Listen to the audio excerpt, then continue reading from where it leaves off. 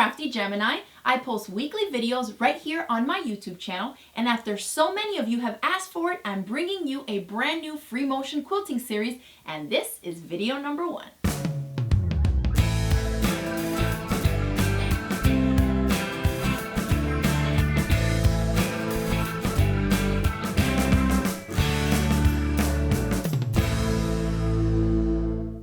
Alright, so in this first video of my free motion quilting series, I want to talk a little bit about how I set up my machine for free motion quilting. Remember, every sewing machine that you use is going to be a little bit different, so make sure that you check your user manual to see what settings the manufacturer recommends for free motion quilting on your machine. But let's walk through this machine and how I like to use it for free motion quilting. This is the Juki TL2010Q, and this is my baby. I use this machine pretty much every single day, and for free motion quilting, it is absolutely my go-to machine. All right, I also have a long arm, but for those of you that have asked for free motion quilting lessons, I'm going to show you how I do it on this machine.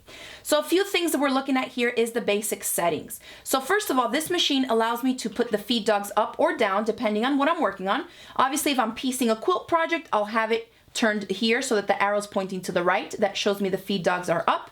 And when I'm free motion quilting, I like to put the feed dogs down. I've tried it both ways. I know some quilters leave it with the feed dogs up, and I don't really see a significant difference. I just like to put them down. So play around with your machine and see what works.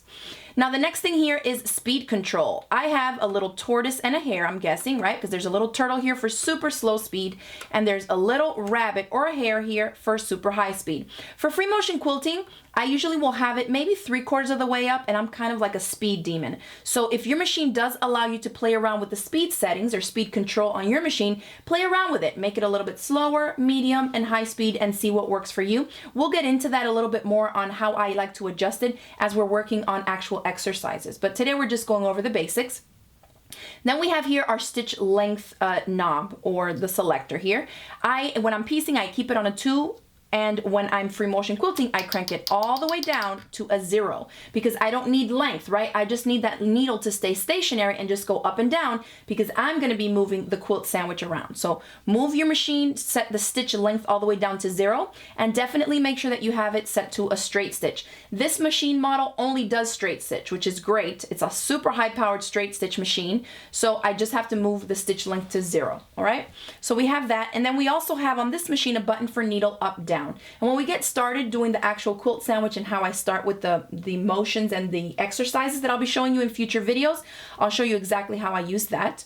Then I have another LED strip that I have here. Most of us usually are fighting with our machines. We have different lamps and lights coming in because you want to make sure that your vision is not, you're not squinting your eyes, it's not hurting your eyes. Most of us probably tend to sew late at night. I know I do for sure. So I have purchased an LED strip here, and I'm just going to show you on the machine. Right now I have it on to where just the machine's light is on, okay? And now I'm going to turn on the LED light strip that I have already installed. So it's a lot brighter, and they work great. So consider getting something like this for your machine if you know you're struggling already with lighting, especially for quilting, because it's free motion. You want to keep an eye on where you're going next, and you want to make sure the bed of your machine is well lit so it can allow you to do that easily, okay? Now, what else? Here, let's talk a little bit about presser feet. So I have the regular foot that comes on my machine for piecing, for 1/4-inch patchwork and stuff like that. But my machine also comes with a few other different feet that you can use for free motion quilting. So let me show you those. So let's talk about the presser foot that you need to have on your machine for free motion quilting. This is the regular piecing foot, and you can see that the one I have installed on the machine now is quite different. It's round, it has a nice big opening in the center, and my machine, this Juki, came with these two, a 1/4-inch and a 1/5 inch free motion quilting foot. Sometimes you'll check your accessory bin, see if your new machine came with it. If you have a newer computerized machine, oftentimes they'll be included in there. Some manufacturers also will have a foot that looks like this. Some will be an oval instead of a circle like these, and some will be more like a letter C. The more open this area is and the more visibility, the better it's going to be for you for your free motion quilting, because you'll be able to see your stitches better, and you'll also be able to see where you're going with those free motion movements. So now let's talk a little bit about thread. And I like to use a 50 weight cotton on top and on the bobbin and the underside, okay? So I'm gonna open this up and show you how the bobbin works here. Maybe your machine is a computerized one or a new model of the fancier machines where it has a drop-in bobbin. This is the same thing. This machine is more like a semi-industrial, so it still has the bobbin with the bobbin case, the metal bobbins. And so if you're a beginner at free motion quilting, my recommendation to you would be whatever thread you use on top, also use the exact same thread in the bobbin, at least to get started. Later on, once you familiarize yourself with your machine, your settings, and if you have a metal bobbin case like I do here, if you're a little bit more comfortable tweaking the settings and things, I know several quilters that use a heavier weight thread on top and a lighter weight in the bobbin. But if you're just starting off, just stick to the exact same thread and weight. That way you'll minimize some tension issues, especially if you don't know how to correct them yourself. So I'm using a 50 weight cotton. If you want your stitches to kind of show up and be a little bit more pronounced, go down in the size of thread. So for example, a 40 weight cotton is going to be a little bit thicker than the 50 weight. A 30 weight cotton is going to be even thicker. And there's some really gorgeous variegated threads out there that you can use to really add texture and dimension to your quilt projects.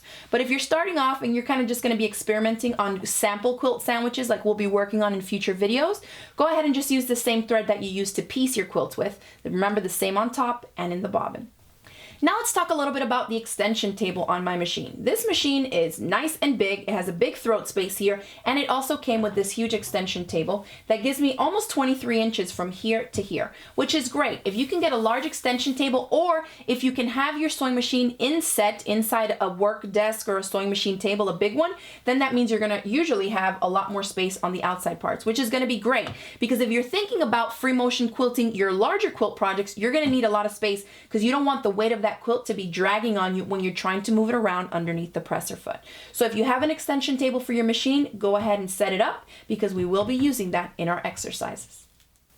So that's it for this first video of my free motion quilting series. I hope you enjoyed it. Remember, if you're joining us new, make sure to click right here and that will take you to the full video playlist where you can watch every video in this series from beginning to end. Let's do a quick recap of my machine settings. I set my stitch length all the way down to 0. I've put my feed dogs down, and you can play around with that on your machine and see what works, whether you want to have them up or down.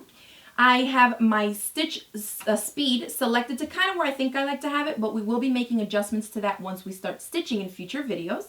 My presser foot here needs to be changed. I'm going to go ahead and install one of my free motion quilting feet.